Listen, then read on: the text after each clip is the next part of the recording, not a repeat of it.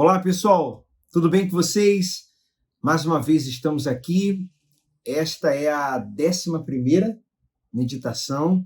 Estamos indo mais fundo nesse mergulho maravilhoso e é com muito prazer, com toda a nossa fé e amor que nós estamos aqui para seguirmos nessa série, mergulhando no Evangelho. Nós temos um grupo no Telegram e a gente está colocando ali alguns textos interessantíssimos. Então, se você está acompanhando, me envie uma mensagem para eu lhe adicionar no grupo, tanto no Telegram como também no WhatsApp, tá bom? Vamos interagir. Se tiver alguma dúvida, pode nos perguntar. Aliás, por favor, nos pergunte. Se tiver algo a acrescentar, nós estamos abertos para ouvir comentários, sugestões, tá bom? Para que você possa agregar e até nos ajudar a ajudar outras pessoas, tá certo? Então vamos orar. Vou pedir a Michele para fazer uma breve oração e vamos iniciar então a leitura hoje de Mateus capítulo 3. Senhor, nosso Deus e Pai, nós te agradecemos por mais um dia, por essa oportunidade de estarmos aqui aprendendo do Senhor estar se revelando através da tua palavra, dos teus evangelhos, porque aqui nós podemos entender plenamente a tua vontade para cada um de nós. Então, que através dessa leitura o Senhor venha abrir a nossa mente, o nosso entendimento, que aquilo que estava em oculto seja revelado e a gente consiga enxergar com os olhos, com a tua ótica, com os teus óculos, a verdade, meu Pai. É o que nós te pedimos e entregamos nas suas mãos essa meditação. Muito obrigada. Amém. Amém, graças a Deus. Eu creio. Creio que está havendo não só um maior entendimento, mas a cada meditação, uma melhora em nós, né? Um aperfeiçoamento e até mesmo posso dizer que uma transformação, se você está mergulhando no Evangelho e sendo convencido pelo Espírito Santo a fazer o que nós vamos ler daqui a pouco, né? Que é o chamado de Deus, é o início, né? É uma das bases da fé cristã, que é o arrependimento. E a gente vai ver no capítulo 3 que João Batista fala forte sobre isso. Então vamos iniciar aqui a nossa leitura. Mateus 3, versão NVT, como sempre a gente tem usado aqui, fica à vontade para usar a que você se identificar mais, mas se você estiver acompanhando na tela, é a NVT. É uma introdução, preparação para o ministério de Jesus, e João Batista prepara o caminho para o Messias. Naqueles dias, João Batista apareceu no deserto da Judéia e começou a anunciar a seguinte mensagem: arrependam-se, pois o reino dos céus está próximo. O profeta Isaías se referia a João quando diz: ele é uma voz que clama no deserto, preparem o caminho para a vinda do Senhor. Abram a estrada para ele. Interessante, né? Isaías havia falado de um mensageiro que prepararia a estrada no deserto para a volta do Deus de Israel à terra. Você pode ler isso em Isaías 40, do versículo 1 ao 11, se você quiser anotar aí, tá bom? Se cumprindo aí as escrituras. O ministério de João preparou o caminho para a chegada de Jesus. Você vê lá em Isaías 40, principalmente o versículo 3. Então, versículo 4 agora. As roupas de João eram tecidas com pelos de camelo, e ele usava um cinto de couro e alimentava-se de gafanhotos e mel silvestre. Gente de Jerusalém, de toda a Judéia, de todo o Vale do Jordão, iam até ele. Quando confessavam seus pecados, ele os batizava no Rio Jordão. Bem, vamos parar aqui um pouquinho no 6 e falar, Michele, sobre esse arrependimento e esse batismo que as pessoas estavam fazendo ali no Rio Jordão. elas decidiam. A gente sempre está falando aqui que a religião ou a religiosidade está muito ligada, ou está totalmente ligada, ao exterior, ao externo, ao físico, ao fora. E evangelho, Jesus, ele está ligado totalmente ao interior. Então, o batismo, ele, como a gente vê aqui, tá aqui no evangelho, é bíblico, mas o que a gente tem que entender e focar é no interior. Essas pessoas vinham se batizar para testificar, né? Para confirmar, para concretizar aquilo que já estava dentro delas. Elas estavam arrependidas. Elas poderiam chegar de outro lugar já arrependidas, ou muitas já estavam se arrependendo, se arrependiam ali enquanto ouviam a palavra, enquanto ouviam a pregação.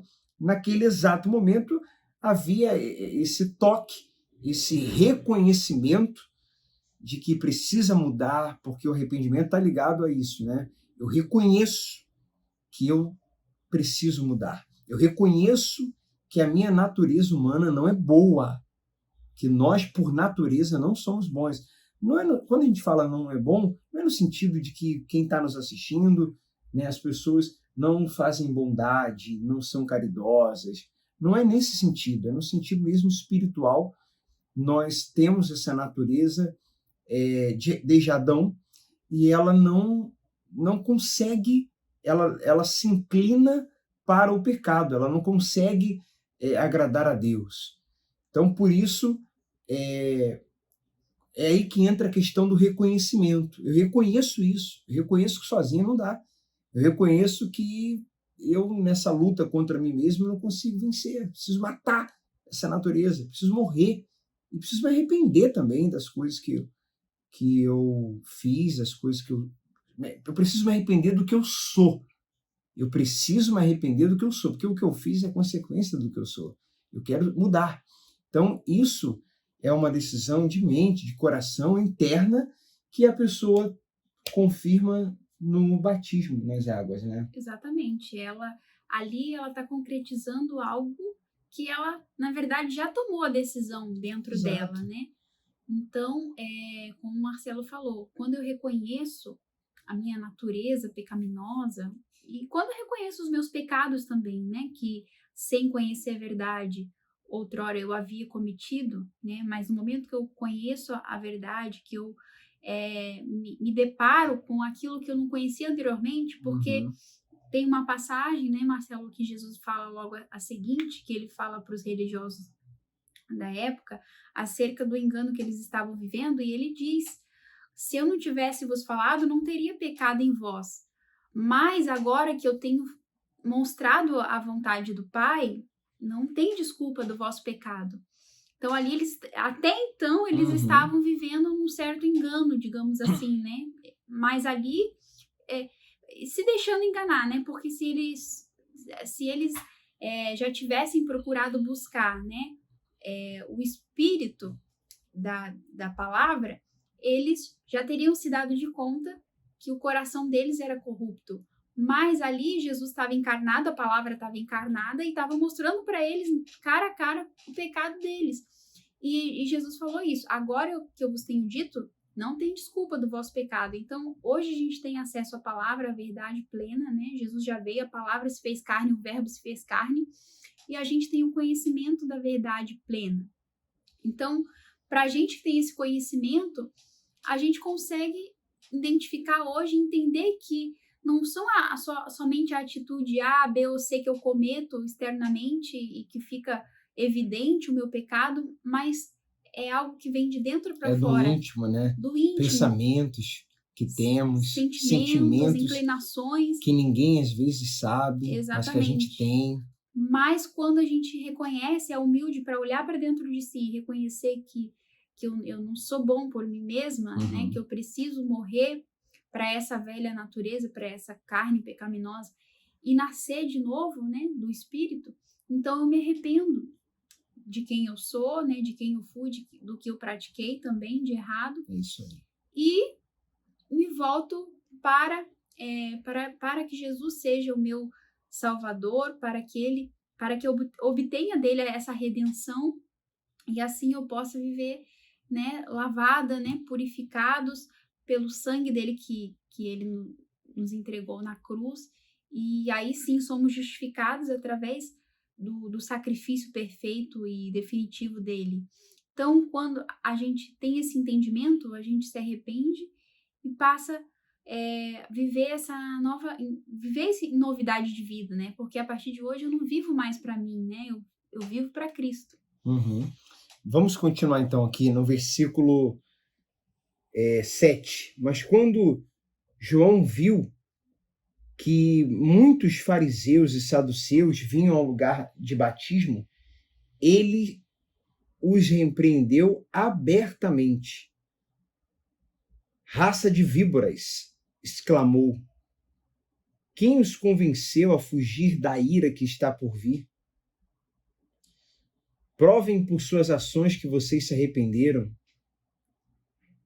É interessante isso, né? O arrependimento ele produz frutos. Os frutos de arrependimento. Ele é provado, né? É muito importante isso. Aqui no versículo 8. Provem por suas ações que vocês se arrependeram. João convoca a ação e uma verdadeira mudança, porque meras palavras não fazem a diferença. Versículo 9, não pensem que podem dizer uns aos outros, estamos a salvo, pois somos filhos de Abraão. Isso não significa nada, pois João era... Esse João Batista não era fácil não, hein? Pois eu lhe digo que até destas pedras Deus pode fazer surgir filhos de Abraão. Agora mesmo, o machado do julgamento está pronto para cortar as raízes das árvores. Toda árvore que não produzir bons frutos será cortada e lançada ao fogo. Forte isso, né? E assim, uma coisa que eu quero destacar aqui é o que eu falei antes de nós começarmos a ler essa questão da religião tratar do exterior. Eles pensavam assim, olha, nós somos descendentes, então assim, somos do sangue, então tá tudo certo. Só que João está dizendo, olha, não é porque vocês têm essa descendência, são do sangue, que vocês não precisam serem regenerados, transformados. Quer dizer, não é sobre o sangue, a pele, não é sobre a tradição, é sobre vocês mudarem, é sobre arrependimento. Isso é muito, muito, muito interessante, muito profundo, né? E essa palavra de juízo, né, aí que João Batista traz, era na verdade uma denúncia aos religiosos ali da época, né? Porque a gente sabe que houve um silêncio ali no período de 400 anos, a história da igreja, a tradição cristã diz isso, que entre Malaquias até o livro de Mateus foi um período de 400 anos de silêncio, que Deus não levantou ali nenhum profeta, ninguém para falar, mas o profeta que veio depois desses 400 anos foi João Batista, porque na verdade ele era, se for pela linhagem correta e tal, né, da época, João Batista era o homem escolhido para ser o sumo sacerdote. Na verdade, era ele quem deveria estar lá no templo, ocupando né, o cargo, digamos assim, do sumo sacerdote.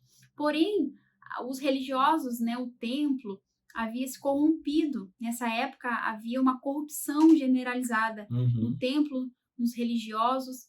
Então, João Batista não poderia se misturar com aquilo ali, porque na verdade, os religiosos estavam corrompidos, estavam aliados em conchavos políticos, né, com Roma e tudo mais. E ali, na verdade, estava sendo uma coisa de fachada, né, Marcelo? Uma coisa hipócrita. E o nascimento de Jesus já denuncia isso, né? Quando Herodes tem aquela atitude que nós falamos que está no capítulo 2, na meditação anterior a essa aqui, de matar todas as crianças de 2 anos para baixo. Ali, já o próprio nascimento de Jesus já denuncia esse quadro que Michele está citando aqui, crítico, caótico, terrível, politicamente falando, na época, né? Porque quando Deus levantava os profetas, né, para denunciar as coisas erradas que os reis faziam, né, era uma coisa que o profeta estava ali distante, ele não estava ali no meio, ele era uma voz de Deus para apontar os erros e para corrigir, né? A gente vê ali no Antigo Testamento, onde os profetas falavam, arrependei-vos, se consertem, volte para os caminhos do Senhor e tudo mais. Só que como que João Batista ia estar ali envolvido naquele meio, se aquela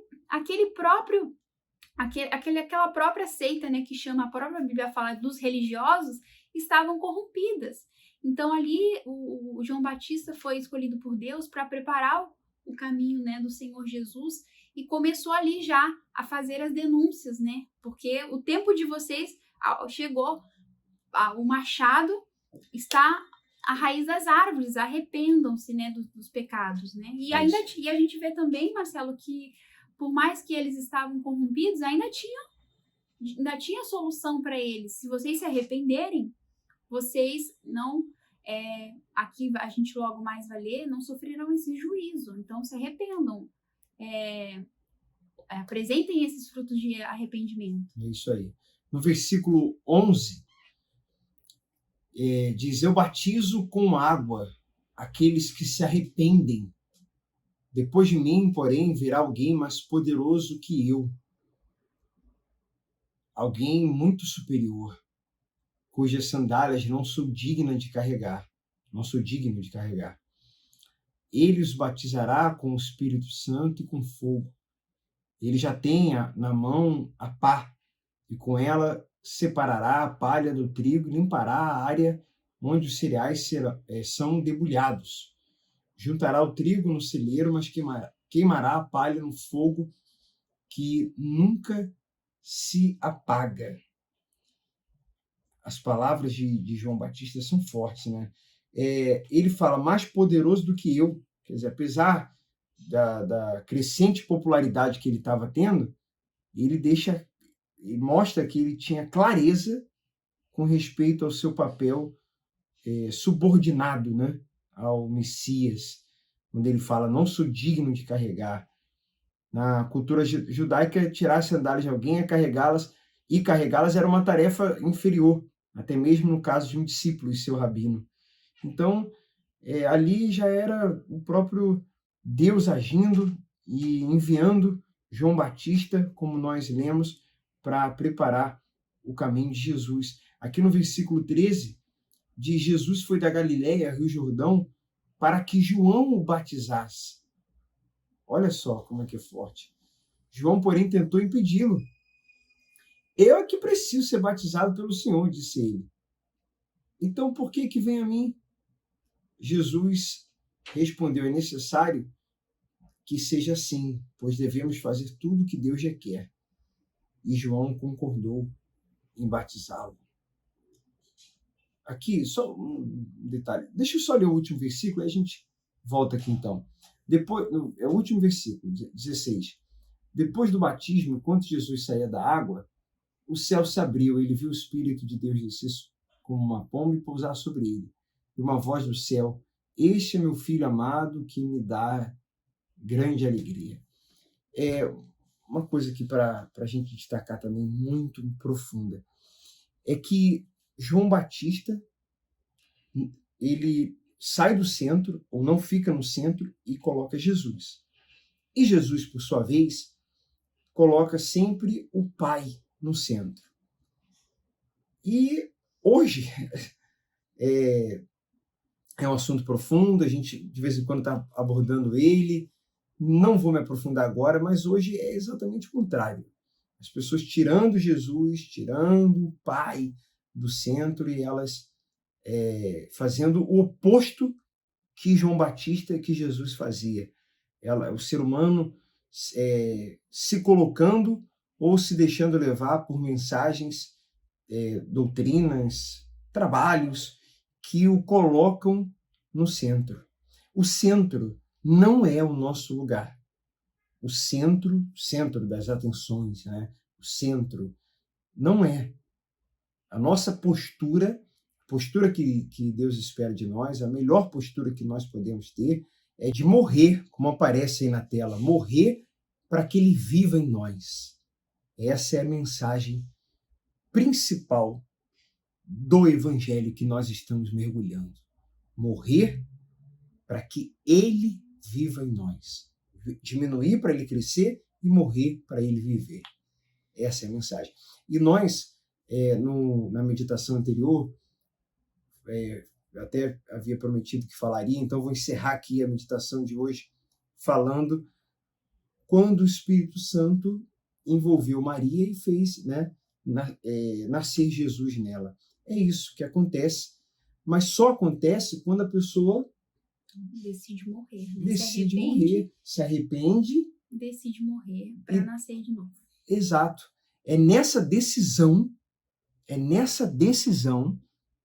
que o mesmo Espírito que envolveu Maria e fez nascer nela Jesus, ele nos envolve, ele te envolve e faz você nascer do Espírito, nascer de novo, que é o mesmo que dizer, faz Jesus nascer em você. Essa é a mensagem principal. É disso que nós precisamos, é isso que Jesus, a gente vai ler daqui, mais para frente, falou para Nicodemos. Você conhece muita coisa, hein? Você é uma pessoa de muito conhecimento.